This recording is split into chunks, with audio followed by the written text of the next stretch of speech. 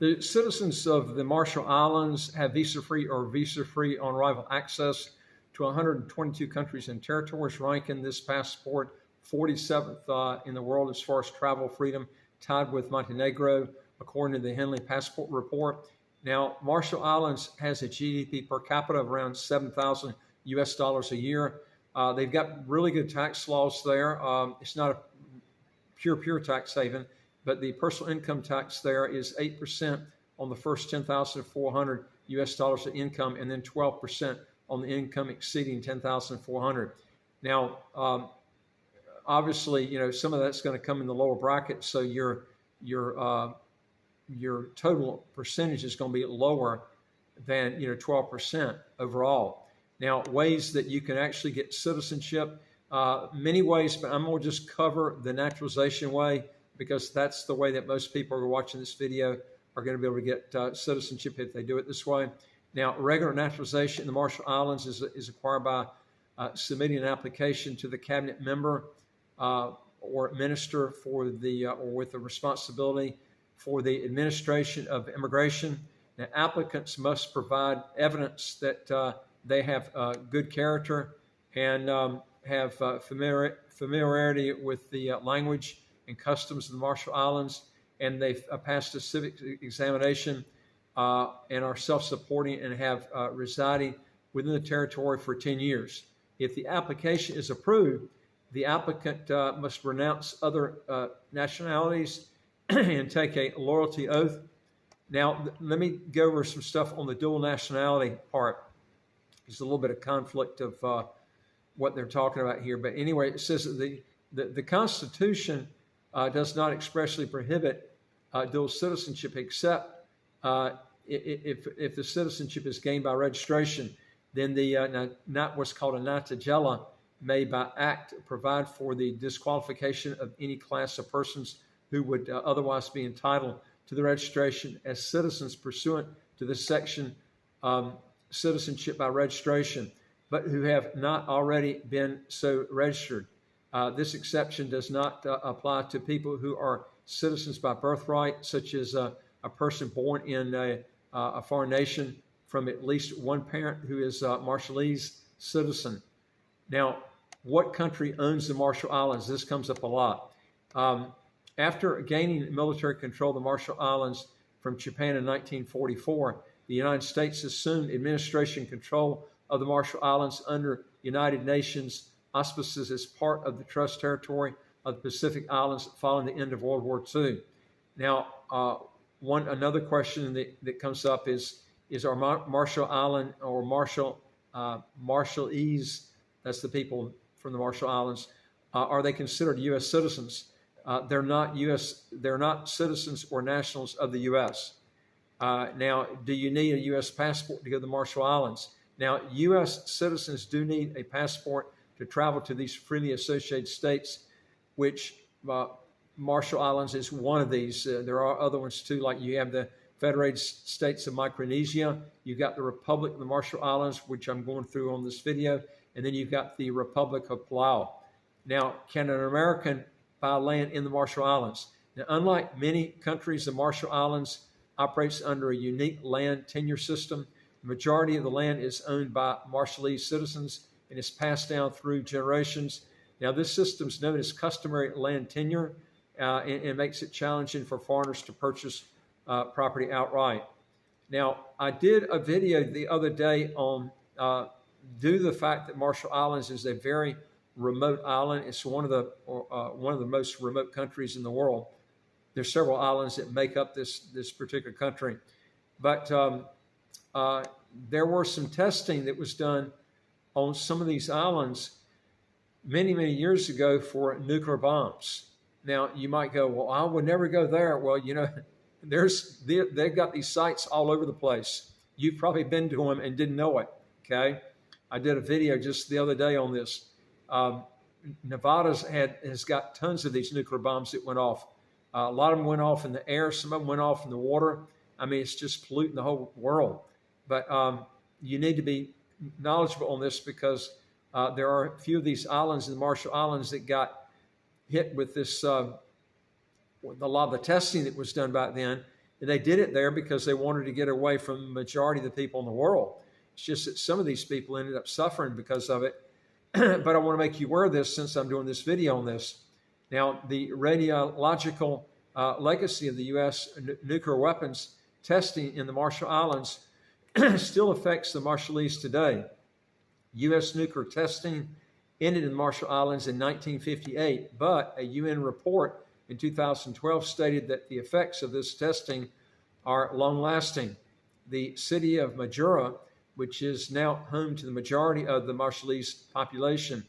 Now today, radiation-related cancers and birth defects are a major problem faced by the Marshallese. Now the Marshall Islands also struggles with high suicide rates and high alcoholism rates, diabetes due to large amounts of imported processed food, and cancer are the top two causes of death. And you got environmental issues such as rising sea levels and degradation attributed to the nuclear testing are also problems, and often force residents to move between atolls. Now, they're talking about islands here. So this is something you really have to look at. But they were talking about that this holiday honors the victims and survivors of the nuclear testing. There are many activists in the RM, or what's called the Republic of Marshall Islands, who want to ensure the protection of future generations and to ensure that the U.S. government pays the settlements. They work to raise awareness of current health and political issues the Marshall Island faces due to the past nuclear testing. Lana Kramer, a Marshallese councilwoman, stated, as a result of being displaced, we've lost our culture, heritage, our traditional customs and skills, which for thousands of years were passed down from generation to generation. And Marshall Islands President Christopher Lowick stated that the U.S. compensation does not provide a fair and just settlement for the damage caused by the nuclear testing. In 2014, the Marshall Islands attempted to sue the U.S. and 8 other nuclear-armed nations. The Marshall Islands filed what was called the Nuclear Zero lawsuit, claiming that the countries have failed to move forwards or towards nuclear disarmament. The Marshall Islands did not seek monetary compensation or cleanup operations. Instead, they just wanted the nations to comply with the Nuclear Non-Proliferation Treaty, meaning that nations should work to decrease their nuclear arms, and that nuclear power should only be promoted to peaceful uses. Now, in 2017, the U.S. Ninth Circuit Court dismissed the lawsuit. According to the 2016 Columbia University study, radiation levels in some areas of the Marshall Islands are almost double what is deemed safe for human habitation. But overall, the islands are slowly becoming less radioactive. Very few Marshallese today live on Rongelap and Inawaltok atolls. Now, scientists visit Bikini Atoll, and a few caretakers live there. It is not clear when the Marshall Islands will be radiation free, or if people will return to Bikini Atoll. Radiation levels and climate change have led to overcrowding to the capital city of Majura. Cleanup efforts continue throughout the islands, and the Marshallese continue to advocate for compensation. Now, I'm just going to give you a timeline of some of these nuclear tests and when they were done.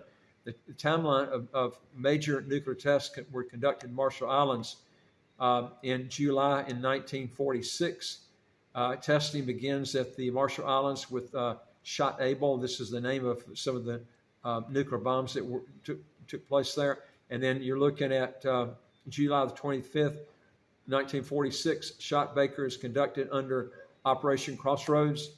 And then you had just 2 years later, in 1948, Shot Yoki under Operation Sandstone is conducted. This was the first fusion weapon to use for this country. Now, they had some other ones in 1951. Another one was called Shot Easy Nuclear Test is conducted on Inutahk Atoll under Operation Greenhouse. The Easy test was meant to test a new lighter implosion bomb. And then you had another one in 1951, Operation Greenhouse. Testing occurred in Inutahk Atoll. And then another one in 1952. I mean, they had a lot of these testings going on all over the place. Another one in 1952 called the Sand Shot. It's conducted in Eniwak under Operation Ivy. This was the first U.S. Thermonuclear test. And then another one in 1958, the Oak test is conducted under the operation of Hardlack 1 series. This was the 6th largest U.S. nuclear test. And Hardlack 1 included 35 total tests. Hardtack this was conducted, all of these were conducted on the Marshall Islands. Now, remember, there's over 2,000 of these tests that were done in different countries all over the world. So you can imagine the radioactivity from over 2,000 bombs have been ignited. Anyway, folks, if you want to learn more on this, if you want to legally get around high income taxes or how to get a second passport as quick as 4 to 8 months, do 3 things. Hit the subscribe button right on your screen right here. You'll get new videos automatically as they come out. And number 2 is I would like to hear from you. If you got a question or comment, put it below. And if you want to know more, go to our website, www.citizenshipquickly.com, and just ask for some help. And I look forward to talking to you in the next video. Take care.